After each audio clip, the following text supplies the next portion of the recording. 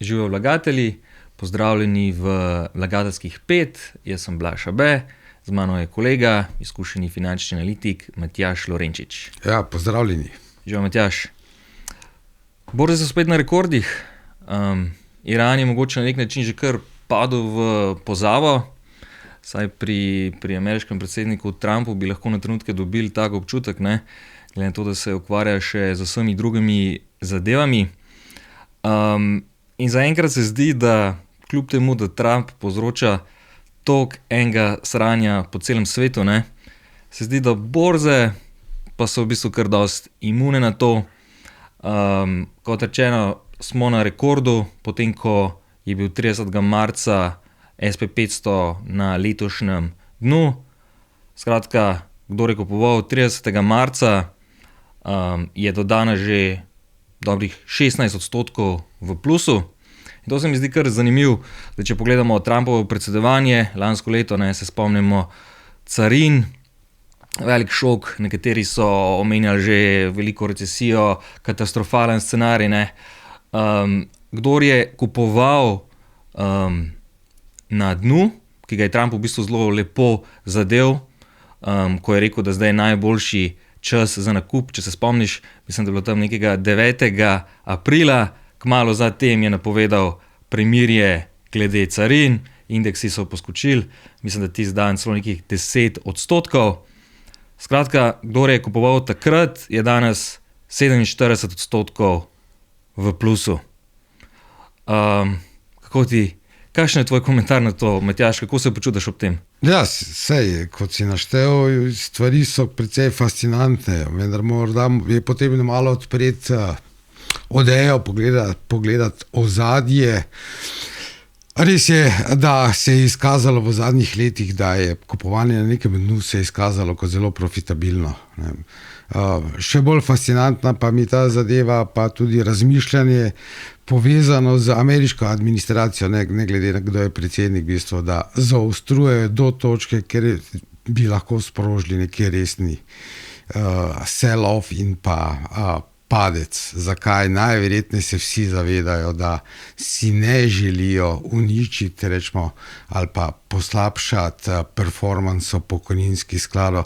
Po domače povedano, ne želijo z nekimi ukrepi osiromaščiti svoje v bistvu vlagatelje, kot pravzaprav Američane. To pomeni, če se vidi tale malenkost bolj kavbojski pristop, to pomeni zategovanje in pa potem nenadno sprostitev do točke, ko bi lahko ogrozilo trg kapitala, resno, se takrat potem najde neka rešitev ali v obliki premirja, ukinitve carin in podobno. Tako da.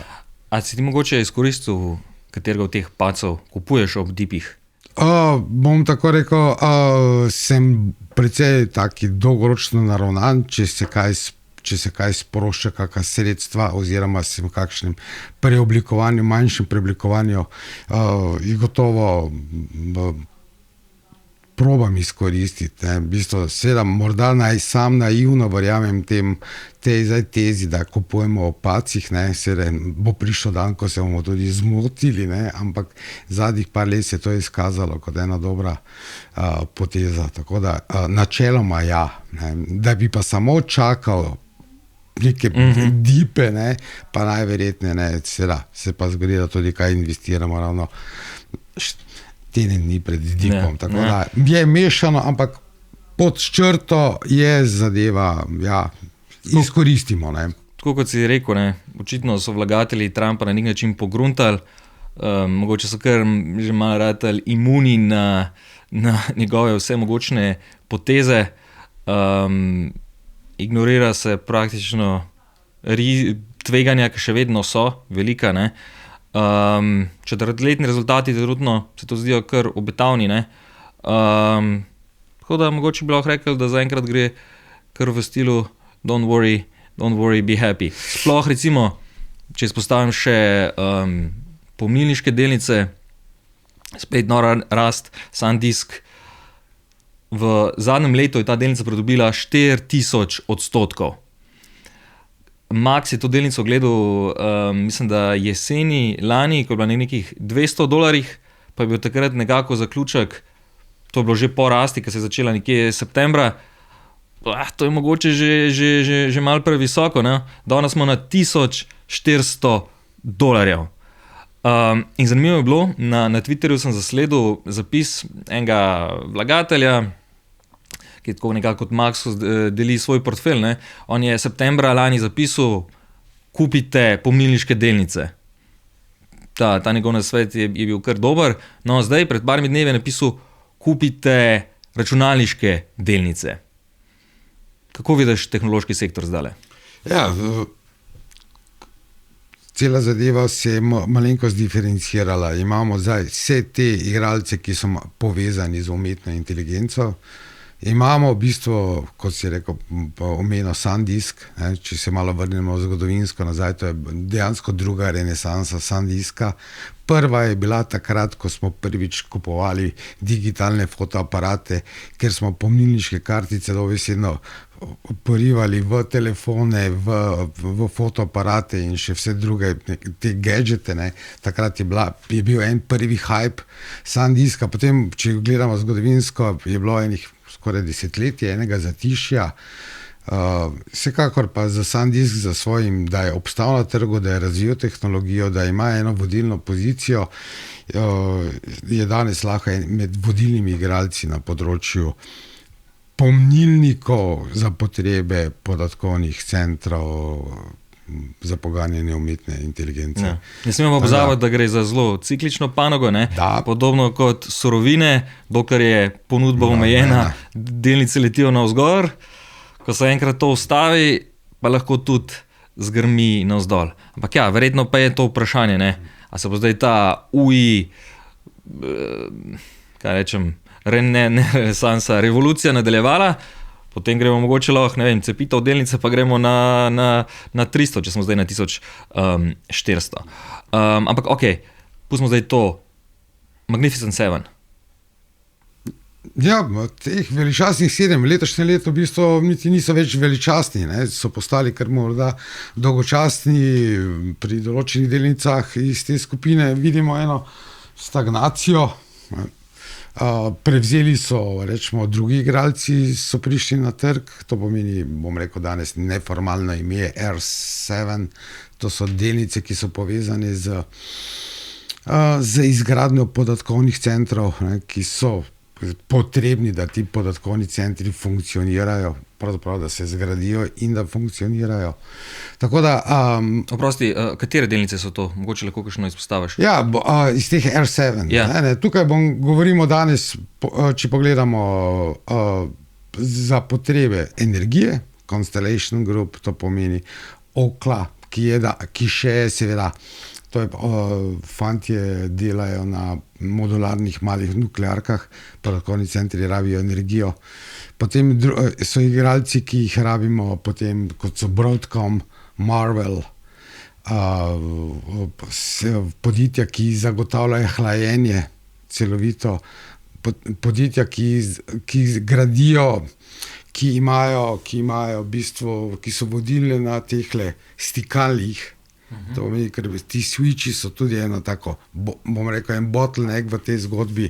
Eno je surova moč, eno pa vse to skanalizirati, da funkcionira. Tako da te farme to so kompleksne zadeve, energetsko in tudi tehnološko. Na koncu, da ko mi v ChatGPT-ja vprašamo nekaj, da se sprocesira, da se ne stopi in na koncu, da dobimo odgovor, pač kakšen koli je. Če ne gre v halucinacije. Tako da, ta del je definitivno, bom rekel, zgodba, ki se je malenkost v letošnjem letu, ki je v letošnjem letu prišla v ospredje. Če se pogledamo dejansko zgodovinsko, skoraj bi lahko to malo povezovali z eno zlato mrzlico. Danes velika podjetja, ki stavijo na umetno inteligenco, ki so providerji v bistvu teh rešitev, so izpostavljeni relativno astronomskim zneskom, tem kapeksom. Najverjetneje ocene so letošnje leto bo 600-700 milijard se bo skandaliziralo. Bom rekel, tukaj vlagatelj, investitor se vedno sprašuje, kdaj se bo to zmonetiziralo, kako bo to prišlo nazaj, ne? Ali je to zdaj samo trenutno veselje do zapravljanja kapitala. Na drugi strani so pa vsi ti igralci, ki neposredno zdaj participirajo. Ne? To pomeni, da se bo izgradilo, da funkcionirajo, dejansko oni danes se monetizirajo. Ne? A se ti zdi, da bi bilo potem mogoče danes razmisliti, da bi se portfelj preoblikoval, če imamo tehnološke velikane, veliko izpostavljenih do njih, da gremo zdaj v te krampe in lopate, ki so res že, kot si omenil, sviče? Previdno. Je morda smiselno pogledati tudi pri tem veličastnih 7, če je kdo prišel, če je v točko, kaj zvem, naprimer neki Microsoft, super, vse v redu, ampak lahko, bojim se, da bojo tukaj, ne bomo več govorili o nekih dvomestnih številkah rasti, bolj enomestnih, na drugi strani velik capex. Prišlo bo obdobje, ko bojo rezultati ne navdušujoči, ne slabi, ampak ne bo tistega hajpa, ne bo navdušenja, ne? In to pomeni tudi posledično delnica bo ostala ali pa stagnirala na teh nivojih, plus minus. Malenkost dihala bolj z samim trgom, razpoloženjem trga, ne pa toliko gibanje tečaja povezane z samim poslovanjem, neposrednim poslovanjem podjetja. Tako da ta del je, na drugi strani pa seveda zdaj iz teh R7 skupine, ne, tudi kot pri SanDiscu nekaj 100% rast v zadnjih mesecih, tudi tu je prisotna.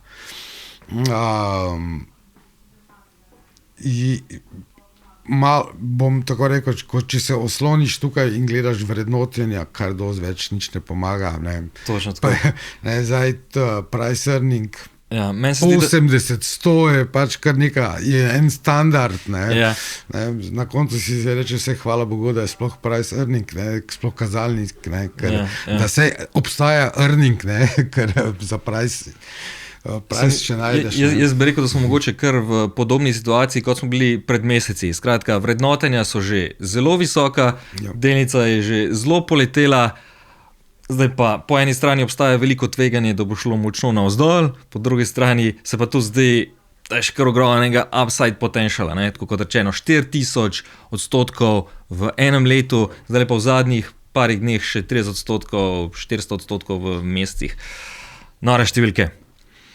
Bi še kaj rekel glede tehnologije, ali greva na eno bližjo zgodbo? Jaz predlagam, da gremo kaj malo bližje, ko ta tehnologija nas vsaki dan objema, se nas obdaja, tako da tudi je precej več informacij. Morda kaj gremo z kakega. Gremo na Češko. Zanimiva zgodba, češko podjetje Čekoslova Group. To je v bistvu holding, mislim, da imajo več 100 podjetij, 14 000 zaposlenih, ustanovitelj Michal Strnad. Letos podjetje začelo kotirati na borzi, mislim, da sicer v Amsterdamu. Velika zgodba, mislim, da ocenjen IPO je bil nekih 25 milijard evrov. Kot vemo, v zadnjih letih orožarska podjetja so rasla skupaj z vsemi konflikti od Ukrajine naprej, Izrael, Iran in tako naprej. Govorilo se je, da je ta Čekoslova Group mogoče naslednji Rheinmetall kot največje evropsko orožarsko podjetje. Evropska Nvidia je Max pisal med drugim. Kaj se je pa zdaj zgodilo v zadnjih dneh? V ponedeljek Hunter Brook objavi poročilo, da pa je s tem podjetjem morda kaj narobe. Med drugim izpostavil neko povezave z Rusijo, predvsem pa to, da oni v bistvu kupujejo staro sovjetsko strelivo, ga prepakirajo, obnovijo in prodajo kot novo. Delnica je šla itak že po IPO-ju. Najprej je šla gor za nekih 30%, potem je počasi drsela dol, ob tej novici padla še za 13%. Kako ti gledaš, Matjaž, na ta poročila? v stilu Hunter Book, ne, to smo, Hunter Brook, videli smo že kar nekaj takih podobnih. Ja, tukaj pri tem Slovak Groupom nastane kar nekaj vprašanj, ne, prvo, ki so povedane z IPO-jem ali so v vseh dokumentih, ki so jih razkrivali delničarjem, vse obelodanili, tako kot je potrebno, se kaj zamolčalo. Bom rekel, da ja, v globino tega nisem študiral, ampak glede na reakcijo trga je gotovo kaj pomanjkljivega, ne, oziroma neznanega. Seveda za tem Hunter Brookom je pa posebno drugo poglavje. Ne. Moramo se vprašati, kdo so ti fantje. Ne, to podjetje. Ne, to navihani fantje. Ja, navihani fantje so raziskovalni novinarji, ne, ki pa sodelujejo z hedge skladi, ne, kar pomeni, ko pridejo oni do kakšne ugotovitve, ki bi seveda lahko močno vplivala, ne, seveda na tečaj delnice, ti hedge skladi pa zavzamejo določene pozicije. Seveda, če je slaba novica, bojo v ospredju prodajne opcije, ne, in obratno, ampak v tem primeru so bolj ali manj bili v short pozicije, so se prišla ta novica in je pognala tečaj navzdol. Tako da to morda je tudi to lahko malo sporno, ampak na drugi strani ne smemo pa pozabiti, seveda, eno je pa razkritja, ki pa seveda ostali delničarji, ki s tem nimajo nič, ne, ampak želijo samo eno transparentno informacijo o poslovanju podjetja, je pa gotovo dobrodošlo. Ne. Tako, oni so svoje delo opravili, nekaj s tem naredili, pa tudi si svoj del pogače v bistvu vzeli. Ja, za prvi del, ja, rečem absolutno da, drugi del pa premalo vem, da bi sodo. 20. maja podjetje objavilo rezultate, takrat bodo mogli pojasniti poslovanje, strukturo, kaj zdaj s temi streljivi naročili, ampak ja, dejstvo pa je, še vedno povpraševanje po streljivu raste, ta industrija je še vedno obetavna, če imamo zdaj en kiks pri temu podjetju. Gre zdaj še na Slovenijo, 2 meseca od uvedbe INR računov, si ga odprl, Matjaž? Ja, odprl. Si tu že kaj gor naložil? Nekaj malega, počasi bom zgradil do konca leta. Tako kot najin poslušalec Anže, ki se na naj obrnil z nekaj vprašanji. In sicer glede frakcij delnic. Torej, če varčujem za INR mesečno, kar mislim, da je načeloma mišljeno, ne, da se spodbuja postopno, večletno, dolgoročno varčevanje, pa želim kupiti delček slovenske delnice. Skratka, če bi jaz zdaj hotel kupiti SanDisk, pa delnica SanDiska je $1400, pa če imam jaz zdaj samo 100 evrov, ki jih lahko mesečno vložim, glede na ljubljansko borzo ne morem kupiti. Ne? Torej, ne morem kupiti delca delnice na ljubljanski borzi. Anže te zanima, ali lahko v prihodnje pričakujemo kakšne spremembe glede možnosti. Matjaž, ti imaš dolgoletne izkušnje iz industrije. Bilo je že neke iniciative na tem področju, sploh pri ljubljanski borzi in KDD, to sta dva ključna igralca, ne, to pomeni, ki bi to lahko vzpostavila, to je ena pot, ne, to pomeni, da se trguje z frakcijami, vendar trgovanje s frakcijami ima malo težavo, ne, to pomeni, če jaz prodajam eno delnico kot normalni delničar, ne, in potem nekdo pride Anže, pa mi je kupi 0,3 na borzi, imam jaz večje težave. Ne. V tujini za to frakcijsko trgovanje je omogočeno, vendar ni na nivoju borze, ampak na nivoju borznega posrednika, ki ni klasični borzni posrednik, to pomeni samo, da prenaša naročilo stranke na borzo, ampak deluje tudi kot dealer. Kar pomeni, da ti v tem trenutku, ko kupiš frakcijo delnice, je ne kupiš na borzi, ampak kupiš ga od njega. On prvo zastavi svoj kapital, seveda v nekem volumnu, fantje točno vejo, kako je tega rabijo, in ti potem od njega odkupiš.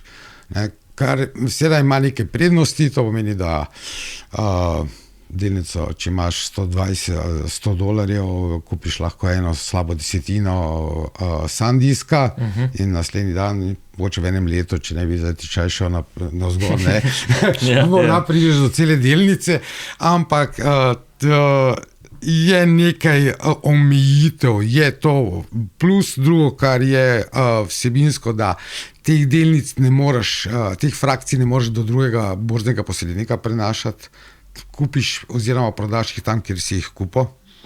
Ampak to ni največji problem.